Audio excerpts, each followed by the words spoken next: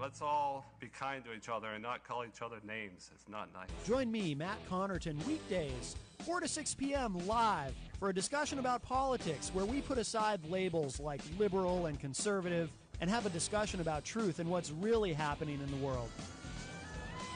Hey Manchester, this is Ben Dion of the Weekly Dion. Every Thursday night live at 6 p.m. we have a special guest on every week. We talk about Manchester, history, current events, and what's going on in the city.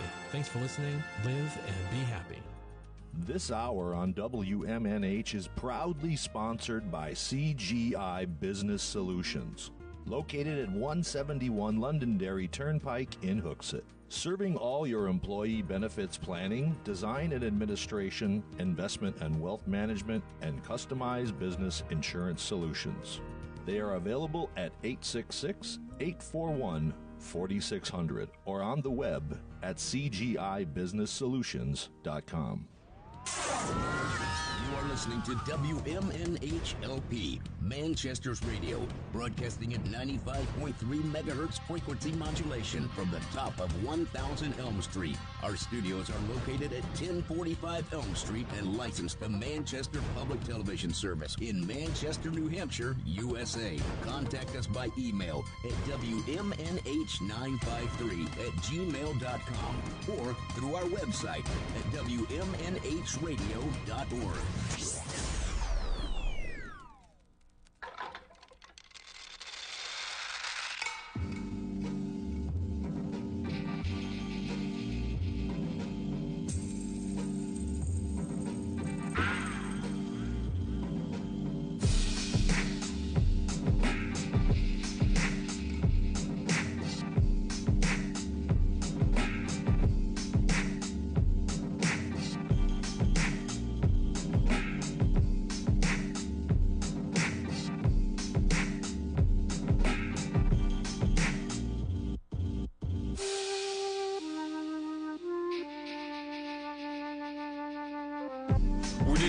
Of human events, it becomes necessary for one people to dissolve political bands which have connected them to another, and to assume among the powers of the earth separate and equal station, to which the laws of nature and of nature's God entitle them. A decent respect for the opinions of mankind requires the clear causes which impel them to separation.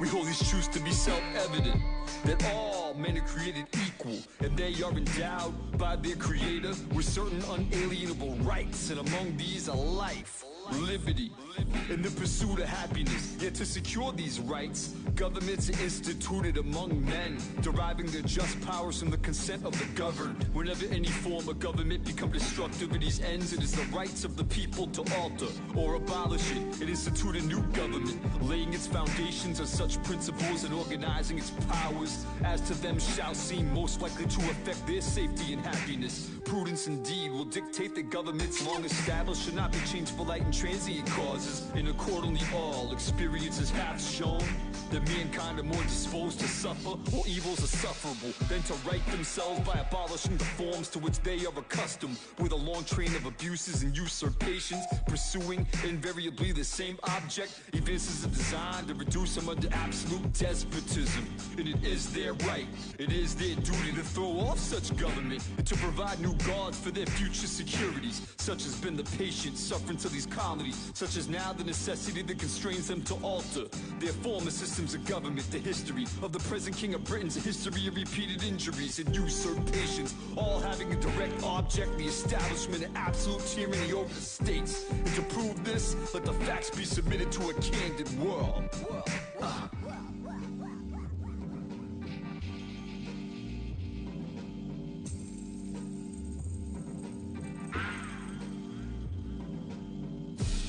He has refused to assent to laws, the most wholesome and necessary for the public good. He has forbidden his governors to pass laws of immediate and pressing importance, unless suspended in their operation until his assent should be obtained, and when so suspended, he has utterly neglected to attend to them. He has refused to pass other laws for the accommodation of large districts of people, unless those people would relinquish the right representation in the legislature, a right inestimable to them, formidable to tyrants only. He has called together legislative bodies at places unusual, uncomfortable, and distant from the depository of their public records, and for the sole purpose of fatiguing them into compliance with his measures. He has dissolved representative houses repeatedly for opposing with manly firmness his invasions on the rights of the people.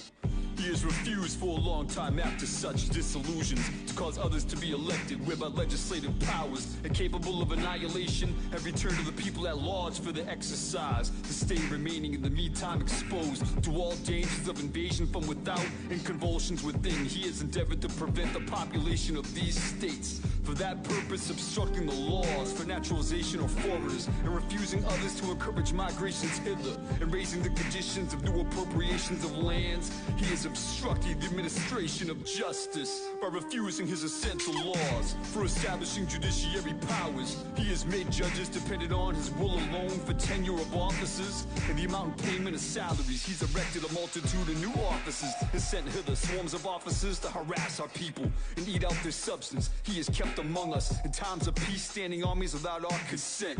He has endeavored to render the military independent of and superior to the civil power. He has combined with others to subject us to a jurisdiction foreign to our constitution and acknowledged by our laws, giving his assent to their acts of pretended legislation for quartering large bodies of armed troops among us, from protecting them by a mock trial, for punishment for any murder which they should commit on the inhabitants of these states, for cutting off our trade from all parts of the world, for imposing taxes on us without our consent, for depriving us in many cases of the benefits of a trial by jury, for transporting us beyond seas to be tried for pretended offenses, for abolishing the free system of English laws in our neighboring province, establishing therein an arbitrary government, enlarging its boundaries so as to render it at once an example and fit instrument for introducing the same absolute rule into the colonies, for taking away our charters and abolishing our most valuable laws, and altering fundamentally the forms of our government, for suspending their own legislatures, for declaring themselves invested with the power to legislate for us in all cases whatsoever. He has abdicated government here by declaring us out of his protection and waging war against us. He has plundered our seas, ravaged our coasts, burnt our towns, destroyed the lives of our people. He is at this time transporting large armies of foreign mercenaries to complete the works of death. Desolation and tyranny, already begun with circumstances of cruelty and perfidy, scarcely paralleled in the most barbarous ages, totally unworthy the head of a civilized nation. He's constrained our fellow citizens taken captive on the seas to bear arms against their country, to become the executioners of their friends and brethren, or fall themselves by their hands. He's incited domestic insurrections among us and endeavored to bring all the inhabitants of our frontiers, the merciless Indian savages, whose no rule or warfares and undistinguished destruction of all ages, sexes, and conditions. Listen. At every stage of these oppressions, we have petitioned for redress in the most humble terms. Our repeated petitions have been answered only by repeated injury. A prince whose character is thus marked by every act which may define a tyrant is unfit to be ruler of a free people. Nor have we been wanting in attention to our British brethren. We have warned them from time to time of the attempts by their legislature to extend unwarrantable jurisdiction over us. We have reminded them of the circumstances of our immigration and settlement here, and we have appealed to their native justice and magnanimity, and we have conjured them by the ties of our common kindred to disavow these usurpations, which would inevitably interrupt of connections and correspondence. They too have been deaf to the voice of justice and of consanguinity. We must therefore acquiesce in the necessity that denounces our separation, and hold them as we hold the rest of mankind. Enemies in war and peace friends, we therefore, the representatives of the United States of America and General Congress assembled, appealing to the supreme judge of the world for rectitude of our intentions, due in the name and by authority of the good people of these colonies, solemnly publish and declare that these united colonies are of right ought to be free and independent states, and that they are absolved from all allegiance to the British crown. Any political connection between them and Great Britain ought to be totally dissolved, and that as free and independent states, they have full power to levy war, conclude peace, contract alliances, establish commerce, and do all the other acts and things which independent states may have right do. And for the support of this declaration, with a firm reliance on the protection of divine providence, we mutually pledge each other our lives, our fortunes, and our sacred honor. Honor.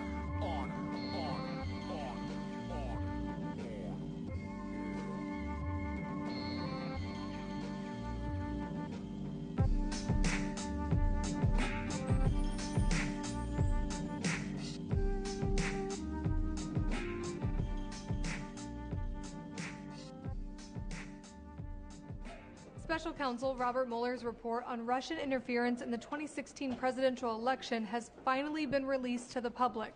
Well, not all of it. We already knew 4 main topics would be redacted from the 400-page report: grand jury material, information that could affect ongoing investigations, classified information, and any details that could infringe on the privacy of peripheral third parties. According to analysis conducted by ProPublica, approximately 6% of the total pages are within redacted blocks. The vast majority of those redactions are in the first section of the report, which delves into the question of whether the Trump campaign colluded with Russia, and many of those redactions were flagged as harm to an ongoing matter or secret grand jury information.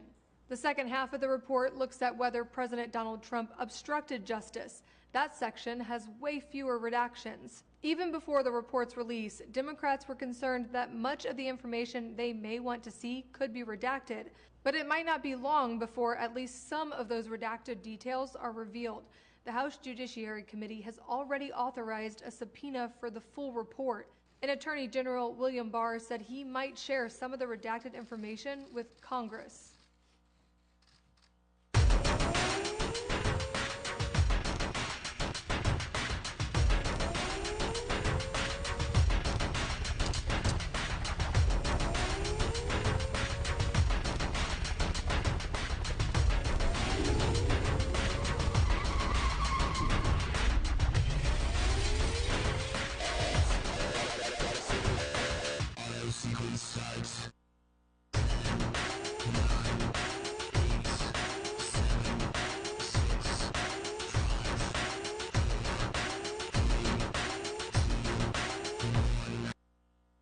If I ever got impeached, I think everybody would be very poor.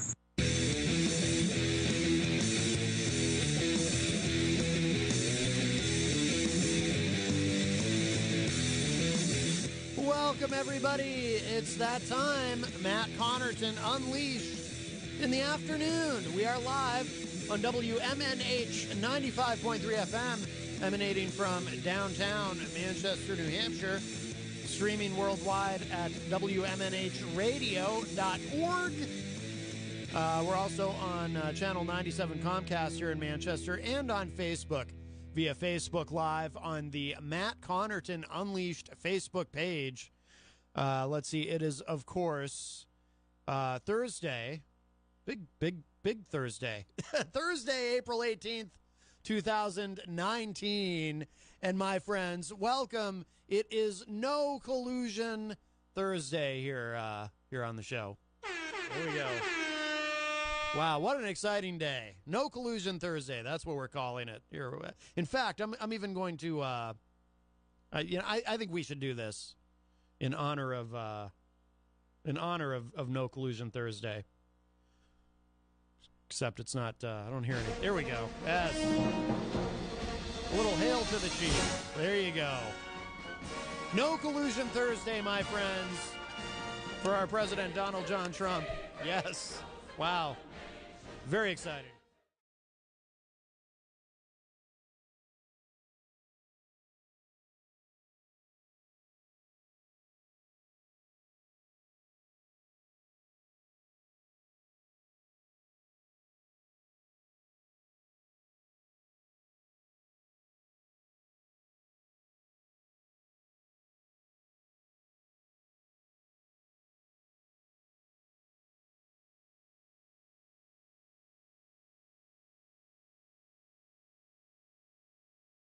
Don't you? Yeah, that's right. So now that we know no collusion from the Trump campaign, I'm very excited, my friends, and I'll tell you why I'm excited. See, some of you probably thought I would be disappointed with this, but no, I'm relieved, and I'll tell you why. Because now I can finally come out. No, not come out like that. See, all this time I've been acting like, I'm not a big fan of Trump. I don't really like Trump that much. No. It's all been a ruse, my friends. It's all been a lie. I was afraid to show you the real me because I was afraid that he had colluded and that he had obstructed justice. But now that we know that, he probably obstructed justice, but not that much. And now that we know that there's no collusion, I'm coming out. I'm full MAGA, baby. Woo! Wow, what a day. What a day. I can finally reveal my true self to all of you without fear. I'm kidding, of course. That would have been a great April Fool's Day joke. No, I think he's a despicable person. But it is, in fact, No Collusion Thursday here on Matt Connarton Unleashed. So we'll get into all of that, of course. Let's see, and we will take your calls, 603-250-6007, 603-250-6007. Got a lot of folks in the Facebook live chat, and I will address all of you in a moment. But, of course, we have to first introduce our cast. We have a cast here on the show. It sounds weird to say it that way, but we do. Of course, as always, I'm joined in studio by the ghost of John McCain. I'm John McCain. And virtual Dave Ridley, the third Mike. He is here with me as well, although he's strangely quiet. Maybe he has finally released his hold on our computers, and there he is. There he is grunting, which is very vulgar. Virtual Dave Ridley is very vulgar. But let's see. So we have a lot of folks in the Facebook live chat. Oh, you know who was just here, by the way? You know who was just here in studio with me, but he had to leave? Yes, he hasn't been on the show all week. A certain Mr. John Hopwood was here. But he had to go. He had to go see someone. Very sad about that because people have been calling. People have been calling every day asking, where is John Hopwood? People want Hopwood. The people have spoken, and you almost got him. You almost got Hopwood right in your faces, but no, he had to leave. So Hoppies Hoppers, as the fan club calls themselves, they have been disappointed once again. All right, so in the Facebook live chat, hello, everybody. Wow, Tony Petrello is in there. He says, always look forward to your show, Matt. Thank you so much, Tony. I appreciate that. Michael Albert says, so who's finished the Mueller report? Well, apparently William Barr read the report. I don't know who else. It's like 400 pages. It's like bigger than War and Peace or something. War and Peace, not War and Peace. I don't know if it's really, I don't think it's really that. War and Peace is a giant book. I have not read it. And Michael Albert asking, is this from Hamilton, referring to the opening track that I played? That is, of course, the verbiage from the Declaration of Independence as performed by Ape the Grim. Yesterday we had Ape the Grim here in studio live with us, and I told him, you know what? I'm going to play that Declaration of Independence to open the show tomorrow. So it was very nice. We also had I'm going to get this wrong, from the rap group Airtight, the rap duo Airtight, here with Ape the Grim. Prince, I'm going to get it wrong. I got to look. Prince One Touch something. I don't know. I'll look at it later. But he might be calling me today. We'll see. Let's see. And Michael Albert says, if only Jefferson had written in iambic pentameter. No doubt. Hello to Rhonda, who joins us in the Facebook live chat. Rhonda Ostrowitz Favero. Let's see. Rhonda says, lovin' Matt in Cali. Thank you, Rhonda. Let's see. Michael Albert says 6% seems like a very small number of redactions. Yeah, and that's referring to the opening clip I played from the Newsy site, newsy.com. Sometimes I'll get quick clips from there to open the show with. And yeah, that was one of the reactions that I saw today online earlier from various people in the media that there was a lot of concern that this was going to just be redacted to the point where, you'd have entire pages blacked out or blocked out or, redacted. And no, actually, they didn't seem to go crazy with the redactions. Rhonda says, Matt's riding the Trump train. Oh, yeah. No, I was just kidding.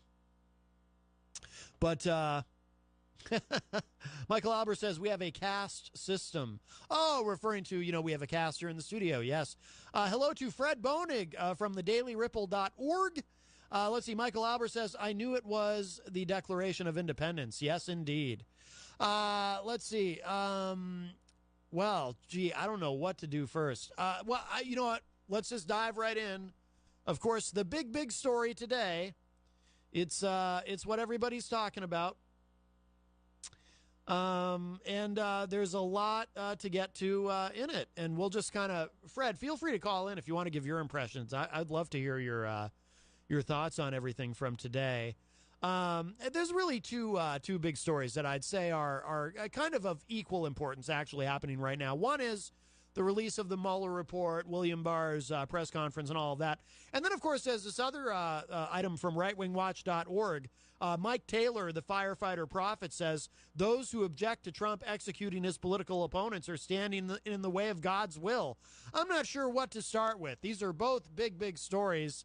I hope Mark Taylor is wrong, but he is a prophet. So apparently the Lord speaks directly to him and tells him these very important things, gives him these important messages. Yeah, there's obviously a lot to this. I did watch, by the way, William Barr's press conference, and I don't necessarily mixed feelings about it. So there was a lot of negative reaction to that, obviously, from the Democrats who didn't want him doing that at all, and because they felt that he was going to be sort of trying to set the narrative, just as he did with his original, his letter and whatnot to Congress and his initial statement and all that. It gets a little confusing because what is he made the statement saying that, yeah, really nothing to see here, don't worry about it. Basically, William Barr's initial summary of the Mueller report. It's all good, no collusion, whatever, go about your business. And then, and then there was a lot of pressure on him to clarify some things. I know, I'm kidding a little bit. I'm being a little funny with it, but no, actually, I mean, he did say in his initial statement too that Mueller did say in the Mueller report that he couldn't actually exonerate the president on obstruction of justice, but he wasn't necessarily recommending any new prosecutions either. So, but it was not a total exoneration as the president, of course, had claimed that it was. Because as we've gone through this whole process, every step of the way, anytime anything has kind of broken Trump's way, he's gotten on Twitter and saying, look at that, I'm totally exonerated. It's a big day, so I need a lot of water. I become dehydrated on big days. This is a big day. So, because for all we knew, this could have dragged on for another 2 years, if you think about it. So, anyway, so then there was a letter to Congress, which was to kind of clarify what he was saying in his initial statement, but he actually kind of muddied the waters even further. It was all very confusing. So the Democrats didn't want him doing this press conference today because they felt like he was going to, it would be like, actually, Jeffrey Toobin on CNN commented that it was like a commercial for Trump, a campaign ad for Trump or something. The one part of, I thought about playing it, but it's not that exciting, and most of you have probably already seen it. The one part of William Barr's statement that I would really sort of critique, and I think a lot of other folks are too, is there's this comment in there, although I think some of the criticism might be a little overblown. There's a comment in there where he talks about how Trump had become president with this, these accusations being made about Russian interference and whatnot. And he was under a lot of pressure. Why do so many people call my cell phone while I'm live on the air? It's bizarre. It's like people who know me know I'm on 4 to 6, and yet they call my cell phone. So, and I know, by the way, I'm not I'm not insulting whoever it is who's calling me, because whoever it is who's calling me on my cell phone is obviously not listening to the show because they're busy calling me, so they won't even hear this. They won't hear me complaining about them. See, so I can complain. Anyway, so there was this thing in there where William Barr kind of sounded like he was saying, look, the president was under all this pressure. So, you know, he was kind of lashing out a little bit, whatever. Cut him some slack. I mean, he didn't use those exact words. But he did also say, when he made that particular observation, that this was unprecedented, having a president going into office with all of this sort of swirling around him, which is fair enough. So I don't think it was necessarily appropriate for him to say that, because he kind of gave some ammunition to the other side in terms of him sounding like he was justifying anything that the president may have done. So in other words, it came off to me like William Barr was saying, look, you've got all these instances where the president may have obstructed justice, not to the point meriting a criminal prosecution, apparently. But you've got all these instances where he may have done that, but give him a break. Hey, what would you have done in that situation, right? So it kind of comes off that way a little bit, and that's like the one moment out of the whole thing where I kind of felt like, okay, he sounds like he's excusing the president's behavior. So he sounds like, because one of the criticisms of William Barr has been, by the Democrats, one of the criticisms of Barr has been, he's acting more like Trump's personal attorney than the attorney general, which is not what you're supposed to do. So I can see how, with that one part of William Barr's statement to the media today, that didn't feel right. So I think some of the criticism might be overblown. Again, Jeffrey Toobin on CNN saying, well, he turned it into, an infomercial for the president's reelection when he said that. I think that's a little over the top. I don't remember exactly what Jeffrey Toobin said, but it was something to that effect. But it wasn't a good comment. He probably would have done better to leave that out. Otherwise, I had no particular issues with any of it. Hi, welcome to Matt Connarton Unleashed. Who's this? Easy G. Easy G. How are you, sir? Easy G. Eric Gagnon. How are you? John Hopwood. Yeah, he was there and then he was gone. He was here and then he was gone. But we still have in the studio, we have the ghost of John McCain. True. He's always here. I'm John McCain. You got that ridiculous Dave Ridley. Yes, your nemesis, virtual Dave Ridley. Yeah. Hey, I have something for you if you want it. Can you hang on for a sec? He's always promising to give you something every time you call. It's very strange. Oh, yeah, there you go. I wonder what he's going to give me. I wonder where John was headed off to. He said he had to go and visit someone, but virtual Dave Ridley is here. I'm here. So that's what counts. By the way, Eric, I assume you're calling because you've had a chance to read the Mueller report. What are your thoughts? I have not read the Mueller report, to be honest with you. Oh, okay. But I assume you're in the process of reading it. I assume you've downloaded it and you've begun to read it. Probably will not be reading it. Oh, okay. I do like to read books, but I have a feeling that might put me to sleep. It may or it may not. It may be very exciting. Apparently, there's some colorful language in it. I have a feeling that it won't be. Well, you won't know until you try. I would suggest checking out it might have been one of those pages. Situations where a friend of mine says the whole thing was just a foolish waste of time. Well, yes. I mean, if you're very pro-Trump, of course you think the whole thing was just a foolish waste of time. And by the way, a lot of people were swept up in the. You know that. No, I know, I voted for Gary Johnson. But your friend might have. I did as well. I also voted for Gary Johnson. But your friend, who says it was a big waste of time, is probably very pro-Trump. Gary Johnson. Do you have any ideas what he's doing? Gary Johnson, he's probably smoking a fat one. Yeah, I don't think he's running again. So. Well, he's probably smoking a fat one, thinking about whether he should run again. Oh, boy. His former running mate, Bill Weld, is running for president. And I won't be around tomorrow, so I got to work both my jobs. So you and Jenny there have a blessed Easter. Well, thank you. And you have a blessed Easter as and well, we'll see ECG. you when you return the following week. All right. Very good. Have a good show. All right, Eric. Bye-bye. Easy G, Eric Gagnon, I thought he'd be the first one to be perusing the Mueller report, and perhaps he could provide his own synopsis and analysis, but apparently he has declined to do so. But yes, I assume his friend who he referred to said it was all just a big waste of time, probably someone who's very pro-Trump. And what's fascinating to me about folks who think it was all a big waste of time is it doesn't seem to matter to them.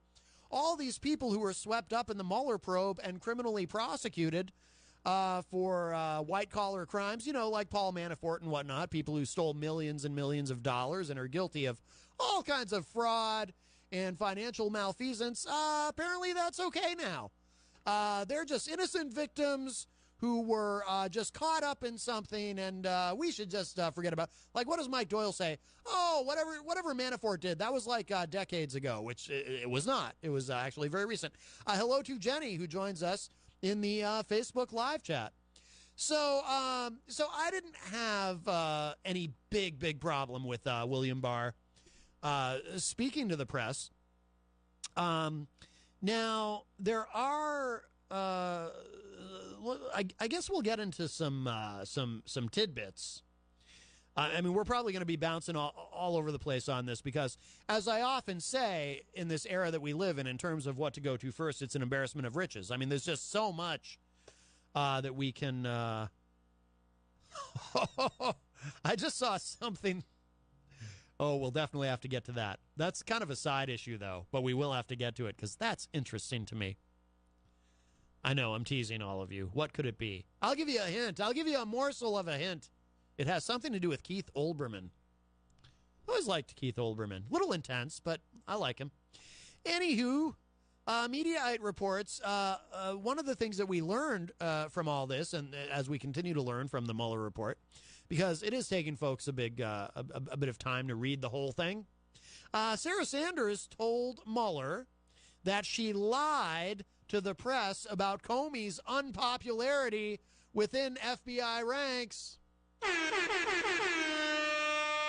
Now, if you remember, one of the things that the administration was trying to put out there, that, you know, Trump was trying to put out there, and Sarah Huckabee Sanders and others, was that, you know, it only made sense to fire Jim Comey because everyone hated him anyway. I mean, nobody at the FBI liked him. Nobody liked working for him. They found his height to be a bit off-putting. You know, he's a mountain of a man. What is he, like 6'8"? He's almost as tall as our very own Peter White from the morning show. Peter White, I believe, is about 6'10". So just a very tall man. I mean, who wants to work for somebody that tall? Can you imagine? I mean, nobody likes having their boss, you know, kind of standing over them while they're doing their work, but in the case of James Comey, you've got, you know, somebody towering over you while you do your work. Like, can you imagine you're sitting at a desk doing your work and that guy walks up to you and it's like, you know, he's like way up there. That would be terrifying. Anyway, so this came out, and the implications of this being, what will this mean for her as press secretary? Because don't get me wrong, I know right now, as things stand, leading up to this moment and learning this bit of information, her credibility with the media is just fantastic. You know, everyone trusts everything she says, and I'm being very sarcastic, of course. But this might actually damage that. It says here, stunning details continue to emerge from the Thursday release of the Mueller report. In this episode, yeah, I like how this is written, we take a look at a claim made by White House Press Secretary Sarah Sanders, specifically, regarding the firing of former FBI Director James Comey and how she related the reaction of that dismissal amongst the rank and file at the FBI. Turns out she lied. I'm shocked. Actually, there's a clip here of her,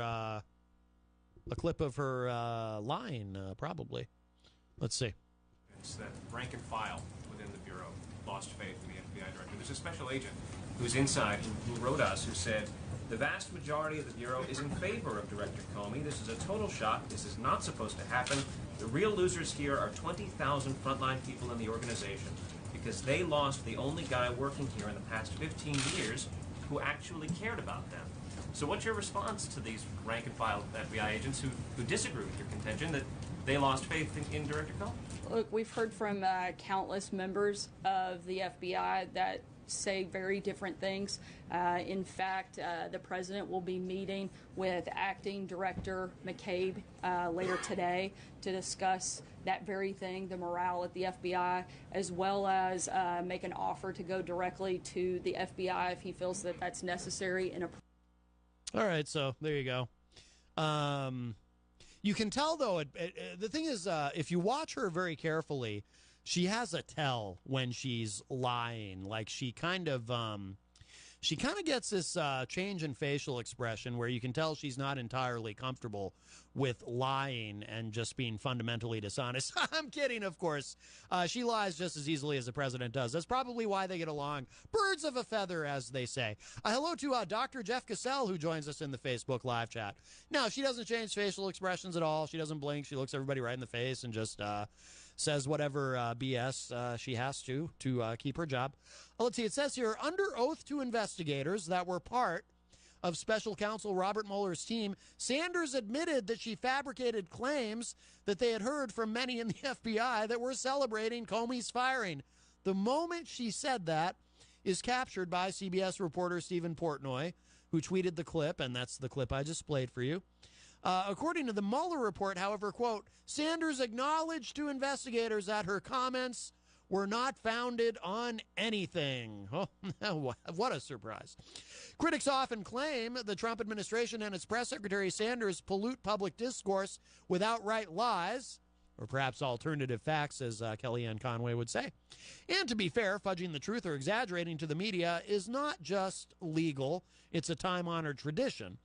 But the active besmirching of the reputation of a longtime civil servant who, quite ironically, helped get President Trump elected, well, there's some room for interpretation on that, but that's a reference, of course, to remember the moment during the campaign when Trump announced to everybody, hey, FBI Director James Comey just sent a letter to Congress saying we're reopening the investigation into Hillary's emails or Benghazi or whatever it is, because that's,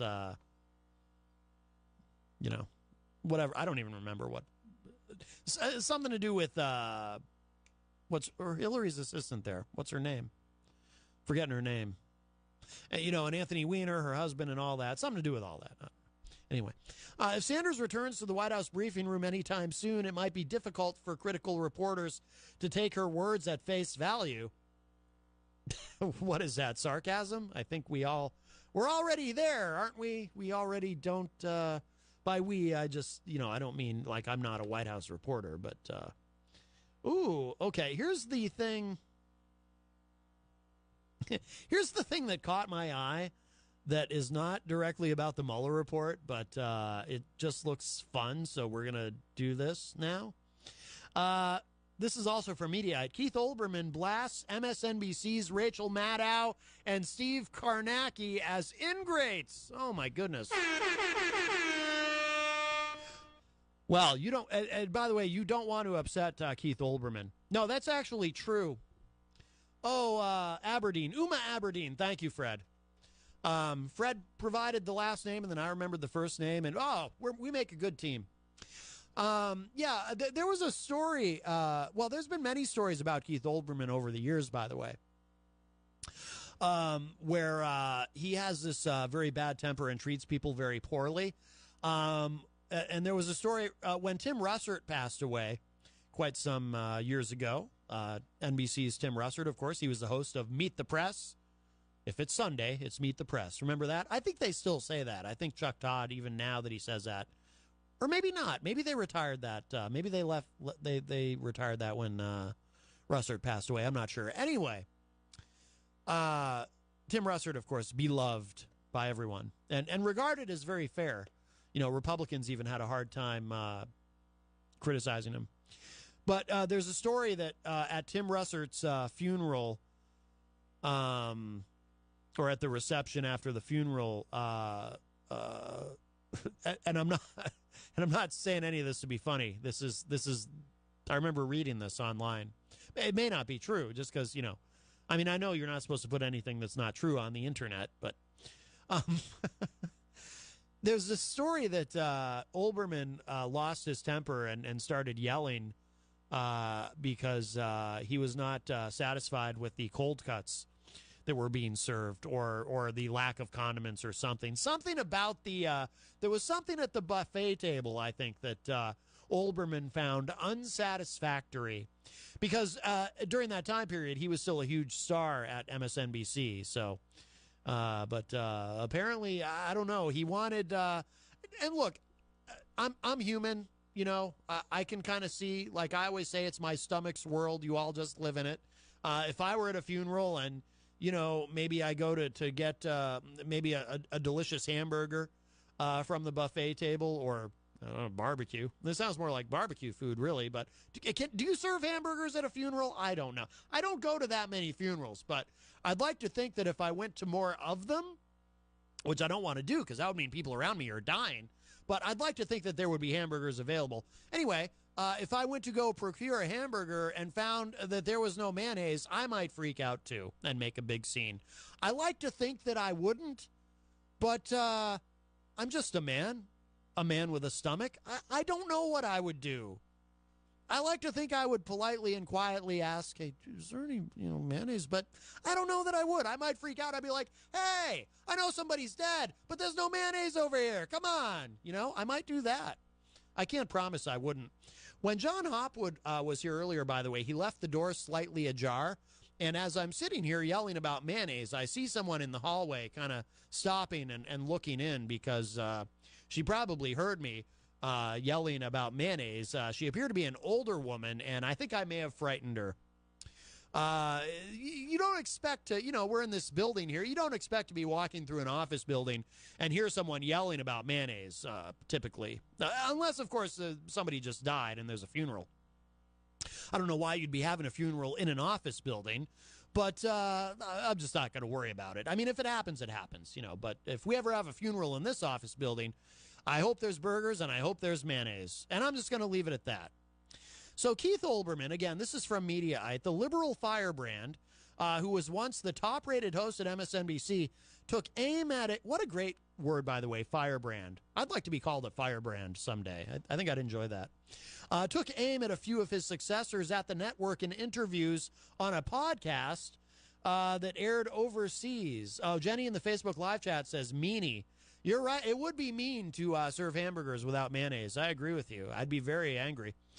Daily Beast editor-at-large Lloyd Grove first covered Olbermann's comments, which were made in a series of conversations with BBC presenter Ross Atkins. Olbermann quit MSNBC in 2011. I watched that happen live. I was watching his show that night when I still had something called The Cable.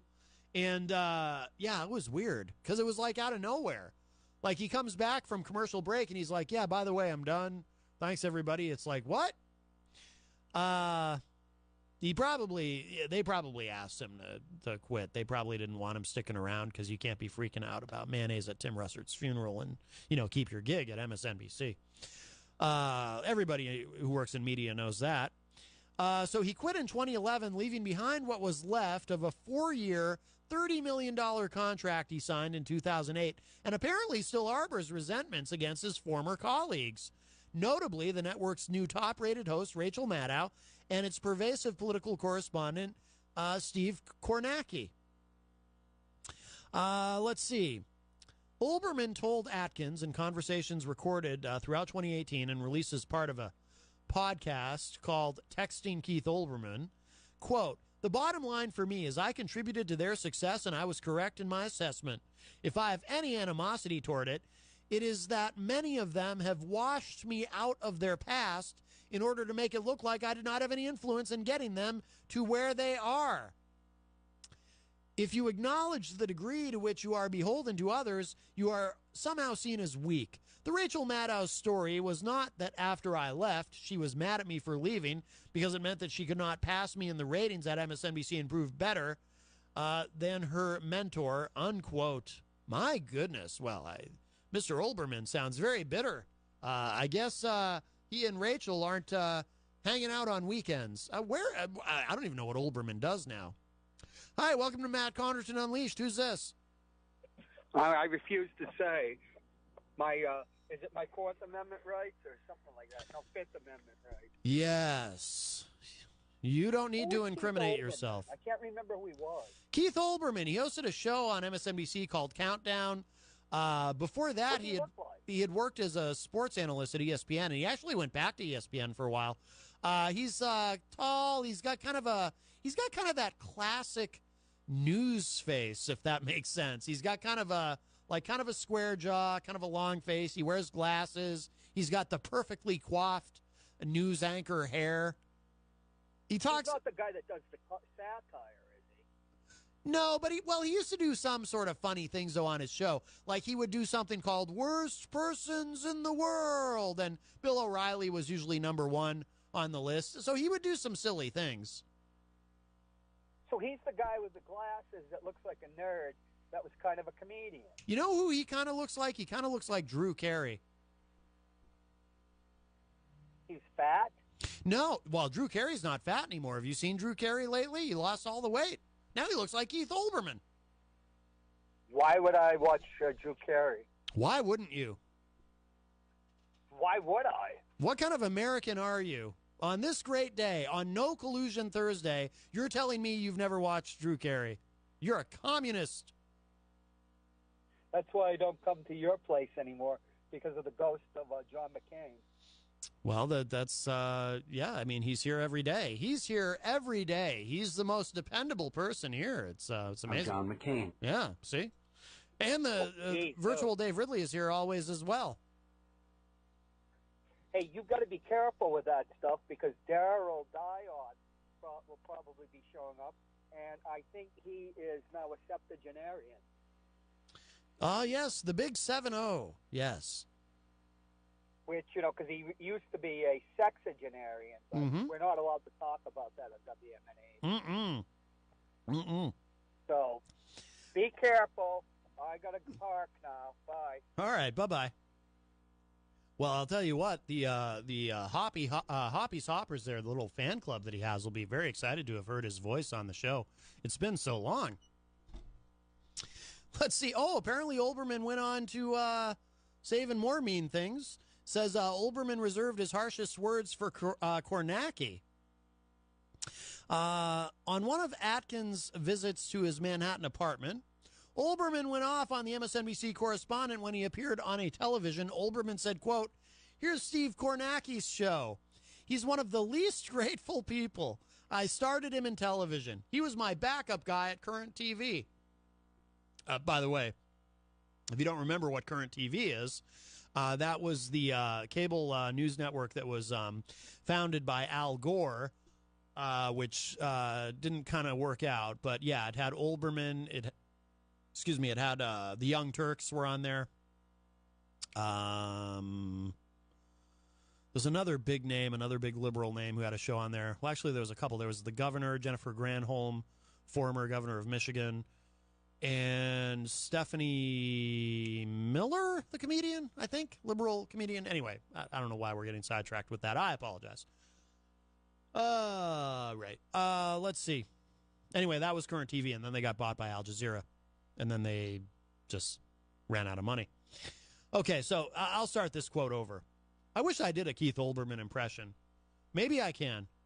Here's Steve Kornacki's show. He's one of the least grateful people. I started him in television. He was my backup guy at Current TV. He'd never done any TV, and I was sort of bringing him along. And while he was doing that, he was negotiating with MSNBC. And now he has a show there. It's not the greatest impression. What kind of gratitude were you expecting? Atkins asked. Well, let me find out that maybe you're thinking of not working for me anymore rather than letting me read a press release from MSNBC. Oh, my goodness. Wow. What a bitter man that Keith Olbermann is. Hi, welcome to Matt Connarton Unleashed. Who's this? Oh, I just want to, I don't think I told you that.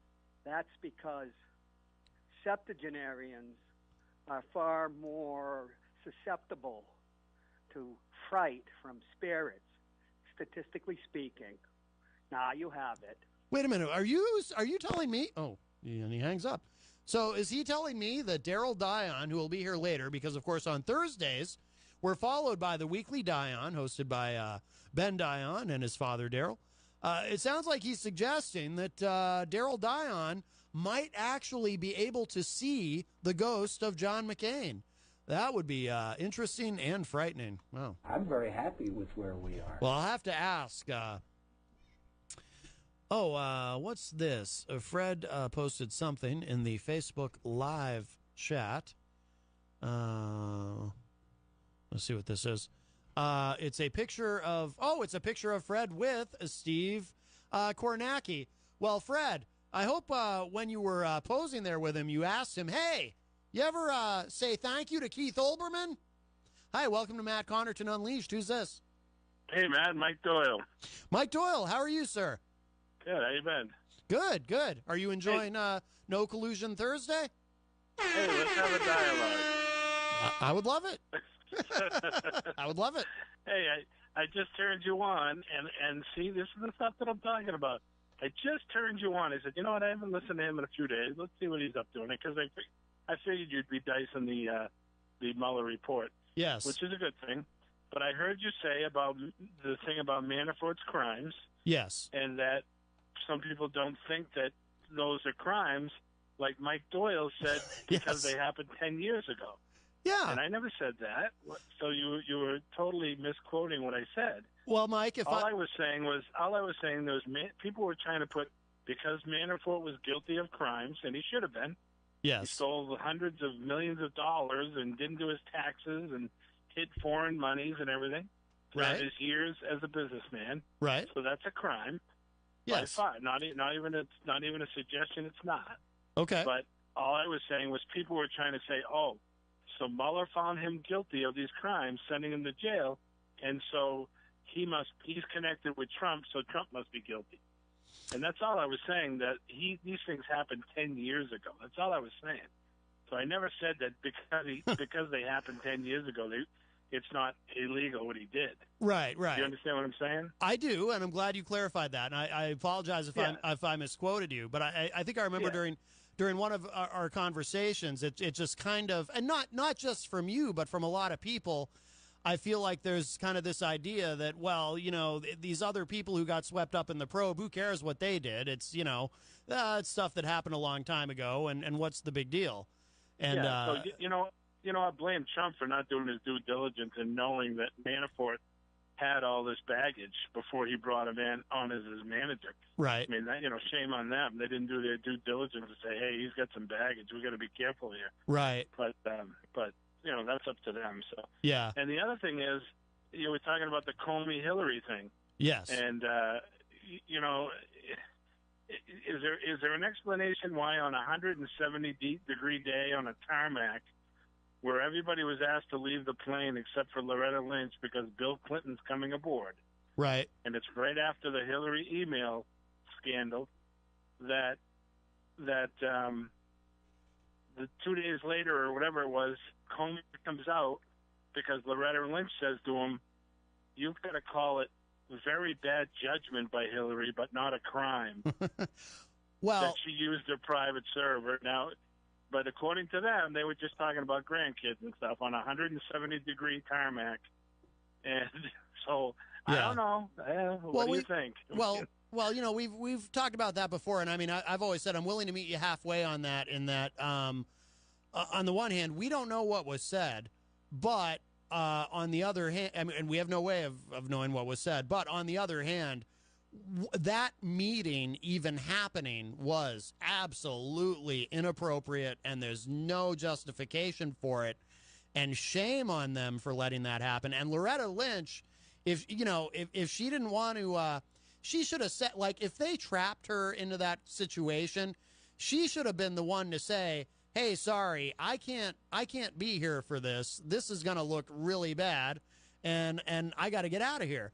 So I agree there's reason to be suspicious about that because, you know, even the appearance of impropriety is bad. Right, but wouldn't you say that wouldn't you say that if you had to put your mortgage, if you had to put $1,000 down and say, listen, do I think he talked about grandkids, or do I think he was talking about getting Hillary off the hook for the email and having Comey come out and her telling her right-hand man Comey to stand in front of the world and say, well, we did a thorough investigation, and yeah, it appeared to be a crime, but we're not going to, we're going to call it very, very bad judgment because Hillary was, going to run for president. Yeah. It just seemed, I don't know. I know which way I'd throw my money. Well, I don't necessarily disagree.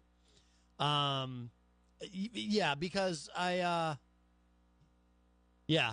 like I said, I mean, I agree with you. It was an entirely inappropriate thing to happen. You know what happened, I think, with Comey? Remember, right before the election, he came out. They found those extra emails on the Uber, whatever her name is, the right-hand girl, and whatchamacallit server. They found other top-secret emails and stuff floating around on that pervert's email. So now Comey's saying, oh, no, I'm in a pickle now. Now more information's coming out.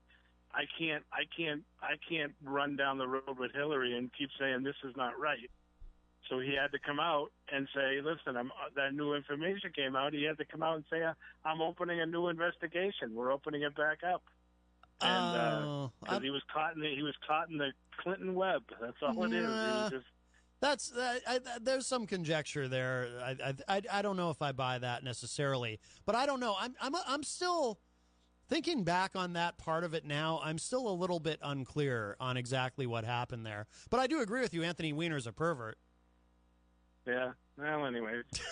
Yeah, I'll wait for I'm going to hang up and wait for Fred. Always likes to call right after I call. Oh, he's already posting and try to throw me under the bus. So I'll sit there and I'll wait for his call. But hey, good show as usual, man. All right, Mike. Thank you for the call. All right, see you. All right, bye-bye. All right, there you go. Mike Doyle, thank you, and nice to hear from you. And that was great. We were able to have a dialogue back and forth. No, I do enjoy Mike's calls, and you're all welcome to call 603-250-6007, 603-250-6007. And I never think to ask Mike when he's on the phone with me, when the next time he's going to be on the morning show. Because Mike is also very often on the morning. Well, not very often, but I think once a week. I think he usually does Fridays, so maybe he's on tomorrow on the morning show with Peter White. And we have another call. Hi, welcome to Matt Connarton Unleashed. Who's this? You would expect anybody else? Fred Boenig, how are you? Oh, I'm just, he just makes my day. Mike Doyle is just the thing that makes my day. Well, I'm glad that you and I just see you posted something, and I do look forward to you clarifying this, because this looking back on that part of it with Uma and the computer and everything, I'm confused. Like, I can't remember what exactly that ended up happening. They didn't find anything. That's why they didn't. That's why they had to drop it afterwards. That's why a week, 3 days before the election, after the ballots had, some of the ballots, the mail-in ballots had already been started, they said, well, we didn't find anything, Oops, sorry.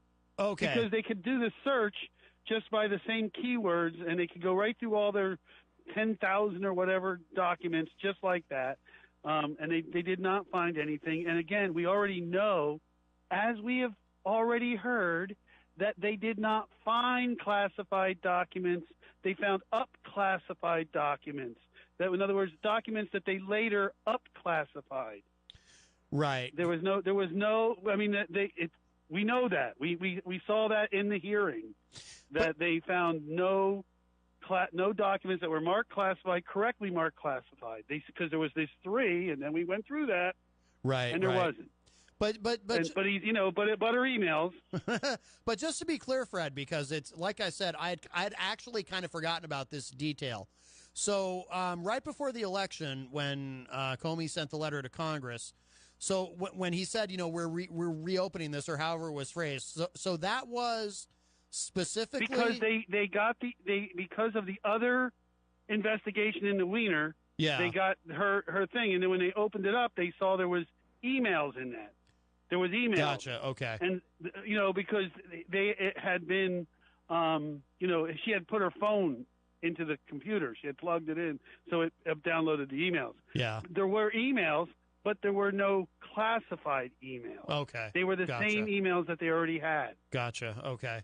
But like you were saying, some of the states where you have early voting, That's how it may have influenced the election, because if you have early voting, you have some of those ballots that have already been cast or absentee ballots and whatnot. But the thing was, it was. I mean, when you stop and you really think about it, take out Benghazi, which did nothing, which they found nothing. She was innocent. They found nothing. I mean, there was no charges, no indictments. Yeah. They said, well, maybe we could have done better on some things. But, you know, when people say, oh, well, you know, she wouldn't give them security. No, the Republican Congress wouldn't give them security. They kept reducing the budget. Well, well, to be fair, though, Fred, some of that was also on him, right? Chris Stevens was his name, right? Right, because he did not want any more attention brought to him while he was there in the middle of that town. Right. He was a little bit, he might have been a little too not cautious. Right, but it wasn't Hillary. They found no direct influence, and she wasn't asleep, you know, because they all started, well, you know, she was asleep. It was like, it was over by 11 o'clock that night, our time. It started at 3 o'clock in the afternoon, our time. Right. You know, it was night there because it's 6 hours different. Right. You know, so she wasn't asleep. She didn't go to sleep till 4 in the morning. That's what she even testified. And they grilled her for 11 hours, and they found nothing. Yeah. She didn't lie. They found nothing. Yeah. All right. So I mean, I just get so tired of these guys repeating stuff that they know has been debunked, but they won't accept that it's been debunked. You know, the next thing he'll be saying is, well, you know, she sold 20% of our uranium. You know, that'll be the next thing. Well, Fred, though, to be fair to Mike, what about the thing? Because I mean, again, it's some conjecture on his part to speculate about what really happened there. We don't know what the conversation was, but do you not agree? Has he ever met Bill Clinton? Bill Clinton's a gabber. He's the biggest gabber you ever saw. Yeah. If he sees you in a crowd, he's going to gab with you. I mean, I don't necessarily think that I think she was above that. So, you know, I personally believe she was above, you know, helping out Hillary, because it turned out they didn't find anything, even after they all looked at it. They've all researched it. We've seen the documents, the 250-page summary of the FBI. We've seen all this. It's all been there. It's all out. They didn't do something wrong. But you know, the thing that they're going after now is this, you know, the whole Carter Page. That was 3 years before Donald Trump ran. Right. No, but the thing is, though, Fred, like the part where I do agree with Mike is I think that meeting was entirely, whether or not Bill Clinton's a gabber or not, that shouldn't have happened. And at the very least, so Donald Trump didn't meet with anybody. I mean, he didn't even meet with Bill Barr during this time period. During this investigation with the special counsel, he had. You know what I'm saying? I know what you're saying, Fred, but that's somewhat aboutism on your part, which is very unlike you. I'm just talking about no. You think that was appropriate? You think that was okay for Bill Clinton to be meeting with Loretta Lynch like that while all this was going on? Nope. Oh, you don't? I don't think it was appropriate. Oh, okay. No, nope, I agree. No, it was not appropriate. That's all I was asking. But I don't think that knowing how when you've met Bill Clinton, you understand. That's the thing that Barack Obama, there's a great video of him standing on the plane yelling at him, come on, we got to go. I know the video Come on, and he's out there talking to somebody. I know the video you're talking about. Yeah, I know exactly. Right, and he's like 3 times he comes to the door, he's like, come on, man, we got to get out of here. Right, and it's because Bill Clinton's a chatterbox. He'll talk with anybody. Yeah. And believe me, if he saw that she was on the other side of the tarmac in her plane, of course he got out and walked over there and said hi. Yeah. And they probably did talk about their grandkids, because in the end, everything that he's conjecturing that happened didn't actually happen. Yeah. You know, she did not tell Comey to come out and do that. He has testified that that's not what happened. Yeah. You know what I mean? But they won't let that go because there's this one little, a stupid mistake, but there's nothing to prove his point either, based on what the outcome of everything that we know after that. Right. We have no way of knowing what was said. But and if he did ask her to not do it, they still had no reason to do it. No, I see what you're saying. I'm really curious, Fred, to get your thoughts on today with the release of the Mueller report. Oh my God, my wife texted me this morning because she was listening to the bar, and she's like, "Oh my God, Donald Trump will get elected." I'm like, "You haven't read the report yet." And now that the report's come out, everything that he said was basically BS. I mean, literally, they have found a whole bunch of things that will be considered obstruction. Mueller says it. He says, I can't indict him because of my job, because of the rules. I mean, he says that. You know, there's a whole mess of stuff where there's 10 things he lays out where he's obstructed 10 different things, but he says, I'm not allowed to do this. That's why he gave it to Congress to do. Right. And the good part is for Donald Trump Jr. is that, you know, that it what he did wasn't necessarily right, but it wasn't chargeable. Are you talking about the meeting with the Russians at Trump Tower? Yeah. Yeah, he didn't break the law necessarily. It's just very bad judgment. It's kind of like Eric Prince, you know, lying to Congress. You know, he could be indicted now too because he said, "Oh, it just happened to be a chance meeting," and it turns out that's not true. Right. You know, so there's so much of this, of all these people that were caught lying. Right. And as I say, do you lie when you're innocent? No reason to. No reason to. There was no reason. You know, there was no. If this stuff wasn't crimes or you weren't trying to hide something, but I think what they pointed out, and I think it even says, and I think Mueller points it out, that Trump was more concerned about the stuff that they might find, the other crimes that he's committed in this investigation. Yeah. And Mueller says that Trump was more concerned because he says that a full-fledged FBI investigation would turn up all these other crimes right that he wasn't even allowed to look at. Okay. Yeah. It just popped up on thehill.com actually what you were just saying about Mueller from the report. Mueller on obstruction. Evidence prevents, quote, conclusively determining no criminal conduct occurred. So, which is really what Barr had said in his original statement was that according to Mueller, he could not exonerate the president with his findings. Yeah.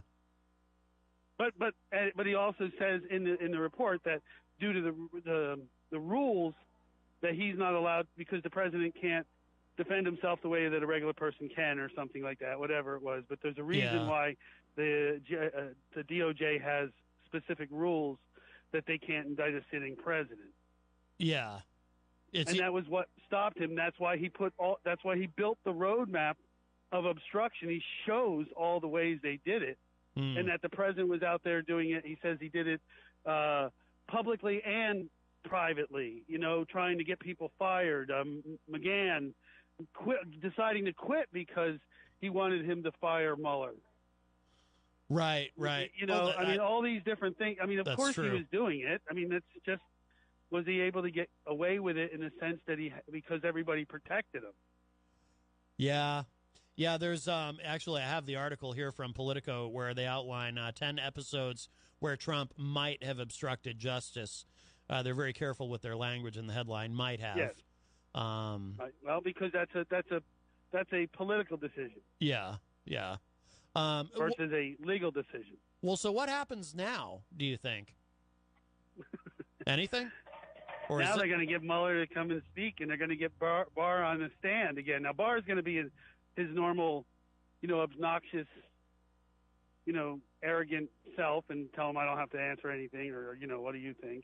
But I think when they get Mueller, I think is going to be on the 23rd, I think, if I'm not mistaken. Oh, is that? It'll be on the 23rd. I know Nadler wanted to subpoena him. Did they already do that? Yeah, I think it's the 23rd. Oh, I didn't realize that. Okay. Oh. Well, that'll be interesting.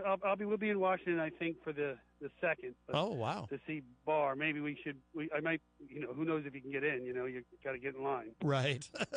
Show up early and stand in line. That'll be SRO. Yeah, exactly. Yeah, wow. But it's, you know, again, none of the things that he said, you know, turn out to be the way they really were. You know, they do know that he did these other things. There's all this other underlying crimes and things that are there. So we'll see if Congress can pull that off. Right. And the Southern District of New York with all the other crimes. Well, that's why, there's nothing in there about his tax returns. There's nothing in there about money laundering. Right. At least I didn't spot anything. Where he's dealing. They're talking about the banks and the money at all these different locations. So. Right. Well, that's why he's got to win re-election to avoid indictment. Well, we'll see. Yeah. We'll see. My wife, she thinks he can do it, and I'm like, I'm not too sure about that. I agree with her. As you know, I mean, you've heard me say it. I think, I've said many times, I think if he survives the Mueller probe and the economy remains strong, I think he'll sail to a second term. I really do. Well, there's that possibility, but I just see that there's now enough dirt to keep that dirt going. You know what I mean? And we haven't even gotten to his personal finances yet. Right. Yeah. You know what I mean? We don't have his income tax. You know, I mean, here's a guy. Well, and people are like, well, he got elected without. So what is he hiding? It's always about what is he hiding. Well, he always says he can't release them because they're under audit, but there's no law. Yeah, that's not true. We already know that. Right, there's no law or rule that's or just anything. another lie that he's told. And it turns out Sarah Sanders had lied because she was saying that Comey, she got caught lying, right, and had to admit that she was lying about the that she got hundreds of calls saying that they didn't like Comey. So, right. And it turns out that the FBI people really loved Comey. Yeah. Well, what happens? But she got caught lying. They all get caught lying. Yeah. Well, what do you think happens to her now, or do they just shrug it off and she remains press secretary? Well, she didn't lie to them. She's allowed to lie. I mean, Yeah. Yeah, they true. all lie. I mean, all these cats on that side have been lying. I mean, they all got caught lying, and that's the other thing that Mike Doyle said that I put in your probably your email is that many of the crimes that Manafort was tried on were in the last 3 years, not the last. So there's a whole slew of there's a whole chart that I posted on the Facebook and in your email. Oh, okay. That they go down and they break it and they tell the timeline when these crimes happen. Right. And there's a bunch that there's a bunch of stuff happened before, but this big major part of this is all current stuff, all lying to investigators, lying to all this cover-up stuff. I see the chart you're talking about. Yeah. Well, although and you see how by the dates, look at the dates. Yeah. Well, to be fair though, Mike did acknowledge Manafort's a criminal and got what and that Trump. It's fun. I mean, what Mike didn't say, but I think he'd agree is that for a guy who told everybody he wanted to drain the swamp, it kind of seems like he brought the swamp with him. It's like no, he's hired the swamp. I mean, right. You have like coal guys in charge of the EPA. You have anti-schoolers in charge of the education. Mm-hmm. Every one of these, you have Wilbur Ross, a guy whose bank was money laundering, in charge of commerce. I mean, every one of these guys is either an ex-lobbyist for the exact opposite of what you would hope would be in there. It's the people you would hope that would be fighting to keep these kind of people out of there. Right. That's who he has in there. Yeah, it's as though there's those people are put there to destroy those agencies from within. Yeah, it's exactly what it sure does appear that way, and it appears that they are doing a pretty good job at it. Yeah. Oh boy. Well, there you go. Another happy day. Yes. All right, Fred. Well, thank you so much for the call, my friend. Yep. Thank you so very much. I'll keep listening. All right, brother. Take care. Bye. Bye-bye. All right, that was Fred Boenig from thedailyripple.org. I think we'll take a quick break. We'll play some Randy Rainbow, and then we'll come back on this very exciting day. It is Matt Connarton Unleashed. We are live on WMNH 95.3 FM. And this is Mueller's Blues by Randy. I love Randy Rainbow. Take a listen to this. Thanks, Wolf. Always great to be with you. Thanks so much for joining us. And I want to start by playing a little of what you've told me on the question of President Trump and collusion. Listen to this. Is there any doubt in my mind that he colluded with Russia? I don't know. Do George and Kellyanne sleep in the same bed? No. Wolf, the answer is no. There's no doubt. It's Mueller time, Lock him up. Lock him up. Impeach! So as you know, according to the special counsel, Robert Mueller, the investigation did not establish that members of the Trump campaign conspired or coordinated with the Russian government. Are you ready to accept that conclusion from Robert Mueller? 100%, Wolf. This is only good news for the country, and I am here today to say that I am ready to leave this behind us and move on without some big song and dance. Excuse me.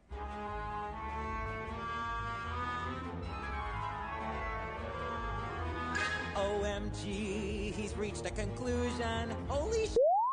I'm sorry to curse, bitch. Thankfully, there's been no collusion. So why don't I feel better yet? In fact, I feel worse. The Mueller report now turned in. Robert Mueller's work is over. It's lasted 22 months. It's no wonder we're stressed. Wish we could just let it go. The things that we learned are not what we guessed. And as for the rest, we may never know. How much, if anything, will America get to see? I've got those. Yay, it's finally over. Wait, it's only just beginning. Blues. Those damn you, Robert Mueller. I mean, thank you for your service. Feelings.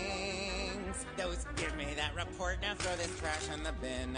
Congratulations, Hannity. But wait, what'd you win? Those what about obstruction? Here comes Rudy Giuliani. Feelings. Those isn't really over. Can we still indict Ivanka? Blues. Robert Mueller has delivered his report, but the political fight over it is just beginning. Repeatedly, he stated, no collusion. He said, I guess that he was right. Are there any Russians here tonight? Is he exonerated? Total exoneration. Technically, not quite. Mueller stopping short of exonerating the president. His comments were off color. And we kicked their ass. It constantly deny. No collusion. No collusion. No collusion. No collusion. And slander Mr. Mueller. But the entire thing has been a witch hunt. Now look who's his favorite guy. He's got those. Maybe if I hadn't been so shady in the first place. Blues. Russia, if you're listening. Those LOL, I told you so. Oh God, that was a close one. Feelings. Those I'm so smart, I knew it was a hoax and a hunt. Now I'll play the victim till I get what I want. That I should be more honest, but it's not what Daddy taught me. Feelings. Those no, I haven't read it. Time for celebrations. How is it your business what I do with foreign nations? Hope they just forget those other 12 investigations. Blues. Well, look at you with no convictions. I tell you, it's a great day to be an American. I mean, Donald Trump, Jussie Smollett, you in that pink blouse, people are getting away with murder around here. Sarah, will we ever see the full report? I think that the president is doing exactly what he should, and that's leaving that decision into the hands of the attorney general. Well, is it wrong for the president to claim this is a total exoneration when the attorney general's letter clearly says it's not? It is. It is a complete and total exoneration, and here's why. You are really feeling yourself today. Because the special counsel, they said they couldn't make a decision one way or the other. The way the process works is that they leave that up to the attorney general. I've got those. Nancy, go and get them. Never mind, girl, I'm exhausted. Blues. Mueller blues. Those are what the hell is Comey doing standing in a forest? Feelings. Those bartender, we're gonna need to refill my cup. And since there's no collusion, could you make something up? And why does Devin's cow have way more followers than I do? Feelings. Those, is it over? What just happened? Can't we just arrest Ivanka? Where's the rest? I gotta see it. Give it to me. I don't want it. Yes, no, black, white, red, blue, left, right. Thank you. Go away now. Please don't leave me, Robert Mueller. Major victory for presidential investigation. No collusion. Impeach!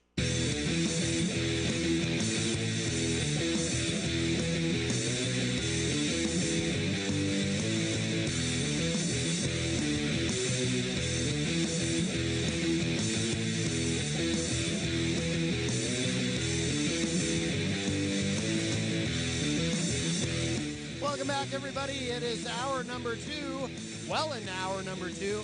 Matt Connarton Unleashed. We are live on WMNH 95.3 FM and Comcast 97 in Manchester, New Hampshire. Of course, streaming at WMNHradio.org and on Facebook via Facebook Live on the Matt Connarton Unleashed Facebook page.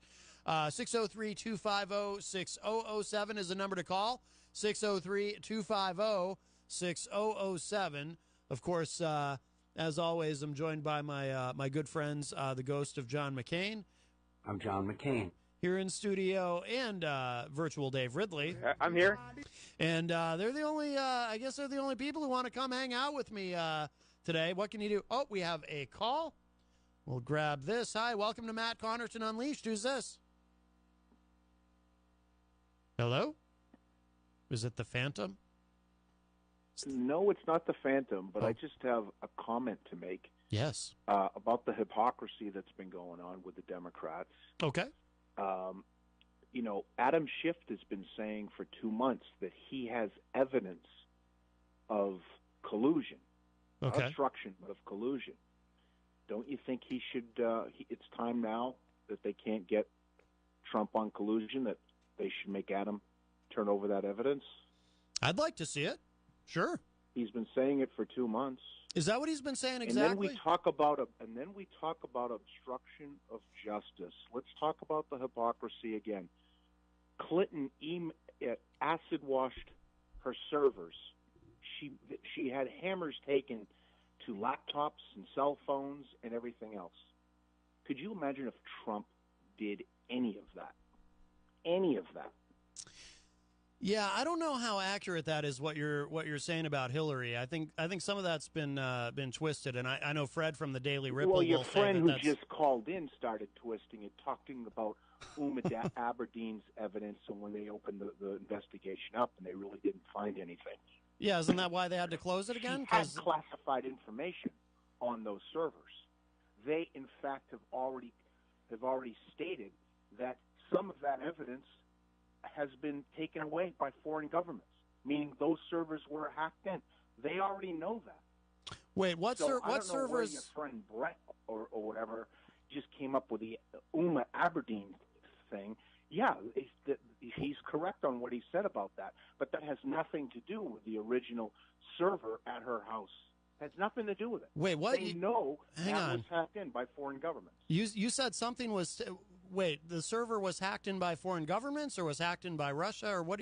I'm not sure. I don't know. They've never disclosed who hacked into it, but they said foreign governments. They had evidence of foreign governments had already hacked into her server. Who said that? Comey and his clowns. They knew that, and then you talk about the hypocrisy. When Comey made the original report, they had to go back and change the language because he was calling it gross negligence, and they turned that from gross negligence into poor decisions or something like that. They changed his report. Everyone knows that. Who changed his report? The hypocrisy of some of the people that call into your show. It's just amazing. It's just amazing. Yeah, I am a fan of your show, Matt.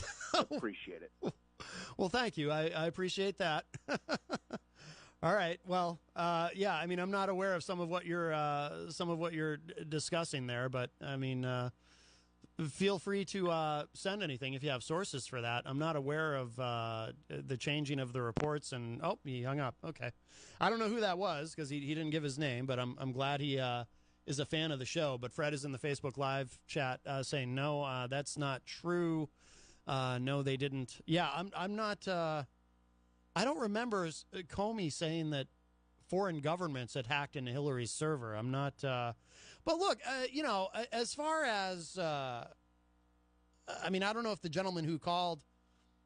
Well, no, I think he probably gets it because it sounds like he listens to the show. Like I'm not someone who's necessarily excited about defending, the Democrats because I'm an independent. I don't trust any of these people, including the Clintons, to be fair. But Fred just posted a link This might be Fred calling, actually.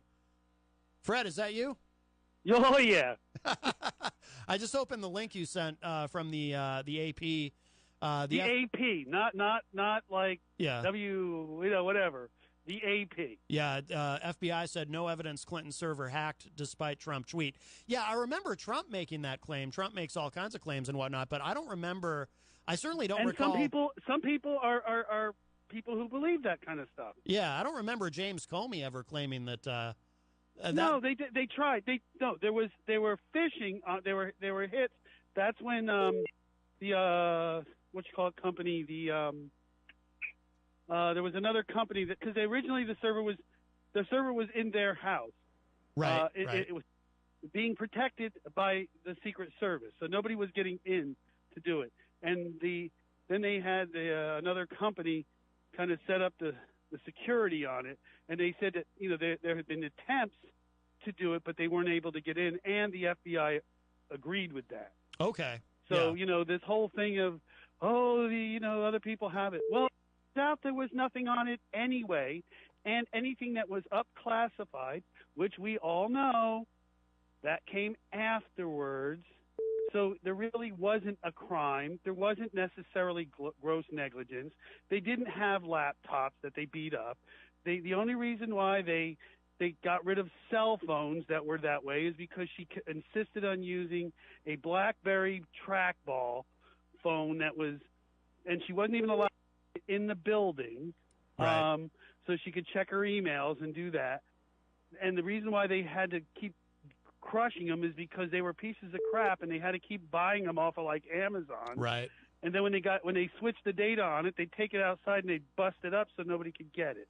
Yeah. And this acid wash is a shareware disk wipe, that you're supposed to do when you go to give up your computer to like anybody. You're supposed to run this free shareware, bleach bits, which is you can get online for free. It's not an expensive thing. It's just a shareware. Yeah. And they did that because whenever you take your hard drive off, you're supposed to do it because if you have your banking on it or Sure. anything, Yeah. people can get it. So it wasn't this, and because you heard the summary, you listened to that show on it. Oh yes. And they explained it that she was just a digitard that couldn't use a laptop, didn't have a desktop, didn't use a computer. Right, but she liked her BlackBerry. That's why they call it a crackberry, because something about the BlackBerries. Because wasn't it Obama too? Obama He wasn't allowed to use his either. He didn't want to give up his BlackBerry, and they made him. They said, "Mr. President, you Right. have to." Yeah, yeah. But you see, but they keep. This is what I was saying before. They keep repeating things that have been debunked. Right. That they can't get past, and then they try to use that as evidence against stuff that we now know is not true. Right. We can move forward. There's other things I'm sure that we could hate Hillary for, or hate Trump for, or hate everybody for. Yeah. Let's just do the honest things. Right. Well, that's the thing. I mean, I'm not a fan of either of them, and to me, there's plenty of perfectly legitimate reasons to not like either of them without having to buy into anything that isn't true. Right. You don't have to make up crap. Yeah. I mean, I dislike Hillary Clinton for plenty of reasons that didn't come off of a conspiracy theory website or wherever folks get their quote unquote news. While we have you on the phone, Fred, Mike Doyle did email me and said, Fred said they found nothing. Here's what he said, just quickly. During her tenure as Secretary of State, Hillary Clinton drew controversy by using her family's private email server for official communications rather than official State Department email accounts maintained on secure federal servers. An FBI examination of Clinton's server found over 100 emails containing classified information, including 65 deemed secret. What's the date on that? I don't know. He just. It looks like I think he copy pasted this from something, the way it's written. Okay. Including 65 emails. Secret. Yeah, but we do know from Comey's testimony. Yeah. That they found 3. Now they up-classified. Now that's the difference in when you can say something's classified. That's something that happens afterwards. But they said, and he said, in front of under oath. In front of Congress, in front of Elijah Cummings when he asked them, mm-hmm. and they said there was 3 emails out of 10 over 30,000, right? I mean, you heard it, I heard it. We both saw that. Oh yeah. And then and the difference was they found things that they later up classified that they said were classified later, but all the things that they originally found at that point, which was the day after, which was July 7th, was 3, and they were not classified. Okay. They were mismarked. And Mike says at the end of the email, an additional 2,093 emails not marked classified were retroactively classified by the State Department. Mm-hmm. Okay. Is that what you're referring to, the up-classifying? Is that number? Yes. Is that number? Where's that number coming from, though? Is that number correct? I don't know. Okay. I don't know what they up classified, but but you can't. That's the reason why they weren't able to give her a hard time, because she really wasn't doing this on purpose, and the things that they had found were not classified. That was the thing. You know, there might have been information that later they made classified, but the people that were involved in the email chains, which were thousands of people, because like he said, over 1,000 people had the one with the little C on it. Yeah, yeah. You know, so these were not necessarily that. Right. All right. So. All right, Fred. Just saying. Yes. Well, thank you for the call. All right. Talk to you then. Okay. Bye-bye. Bye. All right. Somebody else was, I heard the phone beep, and somebody else was trying to call in. Feel free to call back, 603-250-6007. Here is our caller, probably the same person. Hi, welcome to Matt Connarton Unleashed. Who's this? Hey, it's Mike Doyle again. Hey, Mike. Hey, I'm sorry to call twice, but I that's okay. I can't stand how far this guy Fred has his nose so far up Hillary's bum that it's unbelievable. Oh, I don't think he does. First of all, you had him, and you stopped asking him about the Bill Clinton showing up on the tarmac. No, we talked about that earlier. You might have missed. No. But you were pressing him, and he goes, "Oh, he's a gabber, though. If anybody knows Bill Clinton, you'll know he liked to gab." I'm asking the question: how did he show up in Phoenix, Arizona, on the same airport, on the same tarmac, and the plane had to be cleared out? Oh, I see what you mean. So that he could go in and talk about his grandkids and how Loretta Lynch is doing on the plane. How did that happen? That's because he's a gabber? No, I get what you're saying, Mike. Yeah, it sounds like it was coordinated. What is Fred's a mess. He's a mess. Well, I disagree with that. If you read in Comey's book, I guess there's more than one person has said, and it's all over the internet, that Comey is all over Loretta Lynch in his book because he threw her under the bus, saying that he had to tell him to say it wasn't a crime, just call it a matter and don't call it the other thing. And the final thing, let me talk about that bleach bidding. You remember the guy that did that bleach bidding, went in front of Congress and pleaded the fifth on every question, and he got an immunity deal? Does Fred forget about that? So this didn't happen. Somehow this just didn't happen, that the guy sat in front of Congress, YouTube it, and you can see the Congress grilling the guy, and for 50-something straight questions, he said, I plead the fifth. That does to sound. Any questions about her server? That does sound familiar. Yeah. Yeah, and so, but according to Fred, that didn't happen. No, that didn't. They're just making it up. It's just, and when you were reading that article I sent you, there was some stuff in there that said it was top. There was so many top secret ones too, that they caught on her. And you were reading it and you stopped right when that came up, and so there was stuff they found on tops. They were found, I don't know, 20 or 40 top secret things on her private server. I mean, come on. What is happened? What is this? But Fred's in Fredville with his aluminum hat on and just doesn't want to think it happened. Oh, I don't agree with that. I mean, I respect Fred tremendously as a journalist. But you guys definitely have some. He's just making it up as he goes along. Like he said, these things didn't happen. No, I got to stick up for Fred there. That's not true. They happened. So what is? Anyways, he'll call back and he'll come up with some who knows what. Well, what is this? What is this from, Mike? This article that you sent me. It looks. I think it was Wikipedia. Oh, really? I just googled it, and it was all the stories were the same.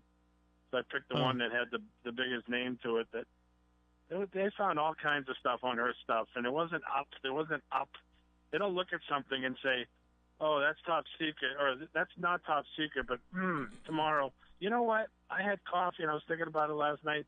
Let's make that top secret. That's what Fred's trying to say, and that's ridiculous. They know exactly they know the content of those emails. These people aren't stupid, and they know exactly what's in those emails, and they look at them and going, this definitely shouldn't be on her private server. This should be on a guarded top, a line from the government. They know, and for him to say that upscaling or whatever he was calling it is just a joke.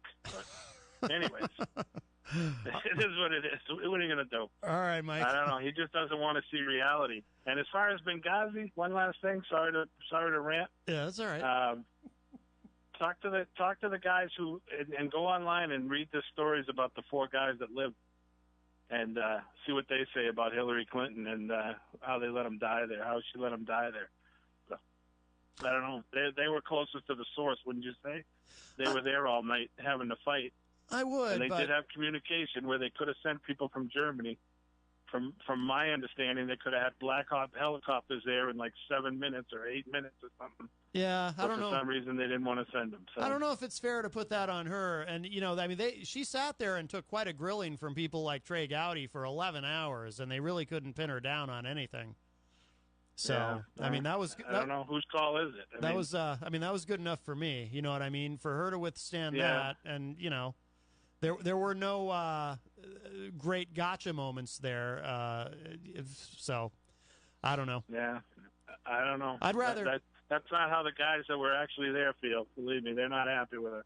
Yeah, so. Well. But anyways, good show as usual. Good stimulation. Everybody's all over this. Yes. Well, that's what makes it fun. Yep. Thanks, man. All right, Mike. Thank you for the call. Bye-bye. All righty. Boy, I'll tell you one thing. Wow. I'm gonna make a prediction, and Ben and Darryl Dion are here. Good afternoon. How's it going? 10 years from now, we'll still be talking about Hillary and her emails in Benghazi. When are some people going to let it go? You're going to let it go? Yeah, I know. How long ago did this happen? 4 years? Fred in the Facebook live chat saying, Doyle, does Hillary run the military? Yeah, that's kind of what I meant. You can't, in my opinion, you really can't, as far as Benghazi goes, you can't just pin all that on Hillary. There's a lot of moving parts there. I mean, certainly things went wrong, but most definitely, I don't think it's all on her. And 4 years later, we're still crying about it. Well, that's the thing. I mean, I think if Trump really wants to win re-election, one great strategy to do that would be to make either butter emails or what about Benghazi one of his campaign slogans, and it doesn't matter who he's running against. He'll sail to another victory on that. I mean, I don't mind that people want to call the show and argue about it, and I enjoy, like Mike said, I enjoy the stimulation. It makes for good radio and whatnot. But then there's this part of me that's like, we're heading into the next election, and we're still talking about Hillary Clinton, who is not running again. Right. How did the subject come up? State Department doesn't have a Black Hawk, Fred says. Oh. How'd the subject come up? Today, yeah. How did it come up? I'm trying to think now how it started. I mean, I don't even remember. So it wasn't in the Mueller report. No. Well, it has nothing to do with with her at all. I mean, right. At a certain point, I mean, why bother keep mentioning it, because it has nothing to do with what we're talking about. But it always comes back to that. Why though? I don't get why. That's what I mean. Like in 10, 20 years, we'll still be talking about Benghazi and Hillary's emails. But if that's your argument for what's happening right now, it's unrelated. It's irrelevant. Yeah, but that doesn't matter to some people. Yeah, I mean, I don't know. I like, I'm not even kidding when I say I don't remember how we got there, because I was talking about the Mueller report, and I did take a sideline earlier, and I was talking about Keith Olbermann apparently is angry, very, very bitter toward some folks at MSNBC for not being grateful to him for giving them their starts, apparently. So I got kind of sidetracked with that, because that was Olbermann? Keith Olbermann. Remember him? Oh yeah, I sure do. He was on ESPN for forever. But what's he upset about? He's mad because apparently Rachel Maddow and Steve Kornacki, he feels partially responsible for their great success at MSNBC, and I guess they don't send him birthday cards or whatever it is, and he's very get over that. Yeah, he's very upset. That's weird. Yeah, it is weird. He's kind of an odd guy. A little odd. I always kind of liked him, but I like his over-dramatic presentation, and he's. I liked him on when he was on ESPN. MSNBC. You start giving your opinion, you get in a jackpot. Right. Just tell the news. Well, but just speak the news. Don't tell me how you feel about it. Right. Well, opinion journalism though is pretty successful in cable news. Oh yeah. That's what a lot of the shows are now. Honestly. Oh yeah. My opinion. Besides, like the breaking news or the at 6 News or 7 or whatever it is. Yeah. Most of those shows, even on CNN, Fox, whatever channel you listen to, they're all opinion based. Yeah, opinion based. There's a lot of that. Yeah. I don't know. By the way, Darryl. Yes. So John Hopwood told me earlier that. Was right. Yeah.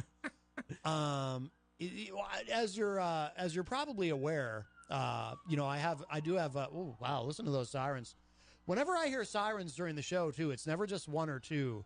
It's always a bunch. Yeah, it always sounds like just a myriad of sirens. Like it's always during your show too. Yeah, I just want to point that out. It's happened to me a few times, but I suspect what happens is people just get worked up and into accidents while they're listening to me. I think so. Veer off the road. Yeah, I don't know whether to feel good about that or feel terrible. John Hopwood claims, because here on the show, I do have an official co-host, of course. The ghost of John McCain joins me correct. every day, whether I want him to or I'm not. John McCain. He just haunts the place. Now, according to John Hopwood, because as you're getting, you have a birthday or something, or you had a birthday? Disturbingly so, yes, Saturday. Okay. He says that at your age, you should be able to actually see the spirit of John McCain. Like he claims, I guess people who are older can see ghosts or something. I don't know. He called earlier and he told me this, and I was a bit surprised by this. But you should be. But I am. But I'm wondering if there's anything to it. Like, can you actually? Because I always wonder when I'm sitting here and he starts talking and. Sometimes he'll just start rambling incoherently about just, nonsense. This may have been one of those ramblings. Water to dehydrated babies. Oh, no, I meant the ghost of John McCain starts rambling, not John Hopwood. So, but him too, right. Certainly. But I don't know where in the room he actually is. You know what I mean? Uh-huh. Or if he's... So, I don't know if that's something like if you can actually see him and if you can give me an idea... it's not like he's actually speaking into a microphone. He's a ghost. Right. It's not actually age-related. Oh. I can't, obviously. Oh, so I'm not a spirit guy. You can't see him? No. Oh, wow. That's disappointing. I'm sure. Yeah. Although it probably would have kind of freaked me out a little bit. It would have. You ever see a ghost? No. Me neither. Do you believe in ghosts? No. I actually do, believe it or not. Yeah. Well, in that spirit world is interesting. I've experienced some weird stuff. Okay. Well, my co-host is a ghost. I mean, my goodness. Yes, he is. And he just, he's... Absolutely. See? Does his daughter still appear on The View? Yes. Okay. But, interestingly enough, she's not a ghost. No. She's like a real, alive person and stuff. But, yes, she does appear on the View. So, occasionally I'll watch clips of... she's kind of bratty, that Meghan McCain. She is. She likes to start fights. Yeah, she gets in arguments with Joy Behar. Doesn't take much. No, I like Joy Behar. I've always liked her. Yeah. But that's another show, tremendously opinionated. Yes. And I don't dislike Meghan McCain particularly, but sometimes she comes across a little entitled. Exactly. I would prefer people to draw their own conclusions about anything and everything. Right. Don't be swayed by the media. Draw your own conclusions. Oh, yeah. Use your head. Think. Of course. Oddly enough, the ghost of John McCain does an impression of his daughter. Isn't that weird? Yeah. The America of John McCain has no need to be made great again because America was always great. Isn't that weird? Sometimes he'll start talking like, I guess you can do that when you're a ghost. You can talk like other people. Oh, most definitely. That's freaky. I think. Yeah. I mean, that's one of the scariest things about the whole thing to me. So what are you guys doing tonight on the Weekly Dion? Well, I heard something earlier, some weird hint about a guest or something. Well, Ben has been pretty close to the vest and so far as telling me what's up.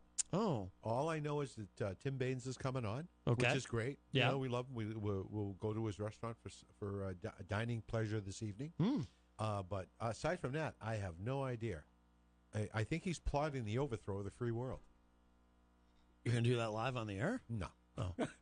Because the thing is, I don't know, like, if you do that with Alderman Baines here, that might affect his election chances in terms of if he's going to run again. Possibly. Because a lot of people, they get mad. Like, if you try to overthrow the free world, it's like they won't support you anymore. They'll call you upsetting. Yeah, they'll call you like a dictator or something. Well, there's somebody who's running around in a White House. I don't know. Oh my goodness. Well, he's come on now. He's very, very large brain. He said Donald Trump, they don't know what to do. Never happened. He's a stable genius. Oh, yeah, quite stable.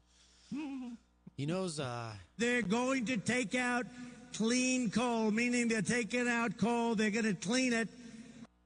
I especially liked his analysis of the Notre Dame fire. Oh, that was great. That was beautiful. I want to tell you. Yeah. Where did he come up with that one? Yeah. Was that from his own brain? The flying water tankers. Wow. Talk about total destruction of that structure. Well, the best part, to me, the funniest part of that tweet was that he ended it with "must act quickly." Right. Like the French are all just sitting around, eating poutine or whatever, just like, maybe at some point we'll work on putting that fire out. But, enjoying a croissant. Yeah. Oh, the President of the United States says we must act quickly. Oh, well. Yeah, let's drop that water bomb. We better hop to it. My Yikes. goodness. Wow. That was pretty funny. Yeah. Well, he's a brilliant man. But no collusion, apparently. Apparently. I tell you, it's become quite a, for lack of a better word, joke. Hey, did you actually read the Pentagon Papers? You were talking about doing that. I went directly to Volume 4. Which I wanted to get a better handle on it. That was the time in my history. I was drafted in '68. And these reports, I didn't know that. Yeah, were reflective of from 66 on, the 67, 68. And I actually read that McNamara thought there was no chance we could win that. Oh, okay. Not a chance. And we continued sending our men. Oh, continued. God. Yeah. And continued. And in October of 68, I had my physical for the draft. Yeah. Of all the guys that I went there with for our physicals, I was the only one that flunked. Oh, wow. That was 4F. Oh, no kidding. Yeah. Actually, I had a shoulder surgery, several, and I'm having another one in June. Oh, I was going to ask you if you had bone spurs. No. No. No. Well, that'll keep almost anybody out. Right. That's right. Yes. If you have bone spurs or if your hands are too small to hold a gun. Right. That's also another thing. Wow. Yeah. Wow. So you thought you were going? Well, I didn't know if my shoulder surgeries would impact. I should have, because I would have never got through basic. Yeah. There's no way with this shoulder. I couldn't do a push-up. Okay. So there was no way. Yeah. And I was the only one out of that entire group of men that didn't go. And fortunately, all the guys that I knew that went came back alive. Oh, that's good. Dramatically changed, but came back alive. Yeah. So you went to you went to Volume 4 of the Pentagon Papers, and McNamara said, we can't win. No chance. And we just kept, and it was it's an easy read. It wasn't the words were manageable. Yeah. The one thing that bothered me though, they had a lot of abbreviations for just the various things. So I had to keep on going back to the glossary to get that in the meaning of the what am I talking about? The meaning of the abbreviation? Abbreviations, correct. Yeah. It was, what a pain. Yeah. So it was, so, and, honestly, it really upset me. So, but I got all 4 volumes, and I'll be, nitpicking it over the years. It's an interesting document to have. Yeah, no, that's very cool. McNamara's still alive, isn't he? Is he still with us? I think so. I'm not positive on that, though. I'm not positive. I think he is. Yeah, I remember, what was it, probably about 10 years ago when he publicly admitted that it was a false flag, the Gulf of Tonkin. Oh, right. To give us an excuse to. Have you had an opportunity to watch the movie The Post? I haven't seen it yet. You should. Yeah. You should. It's good because they actually talk about it a lot, and they show Ellsberg, copying all the information. It was pretty good. I enjoyed it. Yeah, I do want to see that. That looks that looks really good. Good. Wow. Yeah. Street did an excellent job as Kay. I want to think of her last name. You can't think of her. The publisher of the Post. I forget. Oh, okay. But Tom Hanks did a great Ben Bradley. Yeah, yeah. So it was good. It was good. It was good. Oh, cool. Very nice. Oh, Easy G called into the show earlier. I heard that. Have you seen him recently? He was on this morning. Okay. He didn't stay for the entire show. I think he had prayer services, or he had to leave. Yeah. But he's been on a lot this week. Well, he's feeling better, I guess. I think so. Well, I don't know. He's got some swelling of the feet and stuff, so he's still a hurting puppy, I think. And he's got that big swollen head. Big time. I don't know how he walks around with that noggin. I would fall over. Really? And my head's big. I mean, I got a big Irish melon on my shoulders, but no comparison. Nothing like Easy G. I mean, he's got like that big Barry Bonds steroid head. Do you think that might be why he's so muscular? The anabolic steroids. Yeah, could be. Because he's a big beefy guy. And he definitely thinks he has fans. Yes. Many. Oh, really? I think so. Do you think he has more fans than John Hopwood? Because when Hopwood's not here, sometimes people call in looking for him. They call themselves Hoppy's Hoppers. Hoppy's Hoppers? Yeah. I don't know. I don't know. Yeah, for real. All right. Well, we'll begin to wrap up because the weekly Dion is coming up next, and it's live here on WMNH. So stick around for Ben and Darryl Dion. Will you be on the morning show tomorrow? Yes, I will. It'll be the first time I do 5 shows. Oh, no in kidding. a row. Oh, wow. Monday through Friday. Look at you. You're moving up. I don't know about that, but it's a fun show. Yeah, absolutely. I have a good time. So you can also hear Darryl on the morning show with Peter White, which is live weekdays 7 to 9 a.m. Here on WMNH. And, of course, all the shows are archived, including this one, at WMNHradio.org. So if you miss anything, you can go there. And we also have the new WMNH YouTube page, which is up and running, so you can find the shows there as well. So we're going to go ahead and get out of here on this No Collusion Thursday, and we'll end the show today the same way we started, with some Ape the Grim performing the Declaration of Independence. And and hello to Derek Evan Relaford in the Facebook live chat. Hi, Derek. I just noticed you were in there. And hello to Brian Brody as well, who gave us a like on Facebook. All right, that's it. We're out. I will talk at y'all a little bit later. Bye, everybody.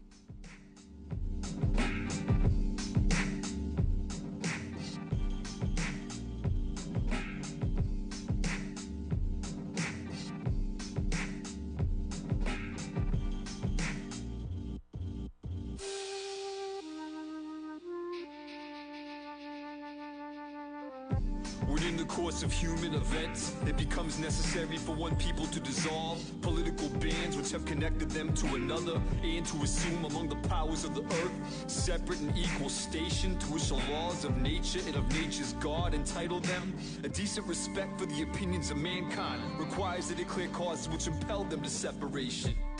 We hold these truths to be self-evident, that all men are created equal, and they are endowed by their Creator with certain unalienable rights, and among these are life, liberty, and the pursuit of happiness. Yet to secure these rights, governments are instituted among men, deriving their just powers from the consent of the governed. Whenever any form of government becomes destructive of these ends, it is the rights of the people to alter or abolish it and institute a new government, laying its foundations on such principles and organizing its powers as to them shall seem most likely to affect their safety and happiness. Prudence indeed will dictate that governments long established should not be changed for light and transient causes, and accordingly all experiences have shown that mankind are more disposed to suffer, or evils are sufferable, than to right themselves by abolishing the forms to which they are accustomed, with a long train of abuses and usurpations, pursuing invariably the same object. Evinces a design to reduce them under absolute despotism,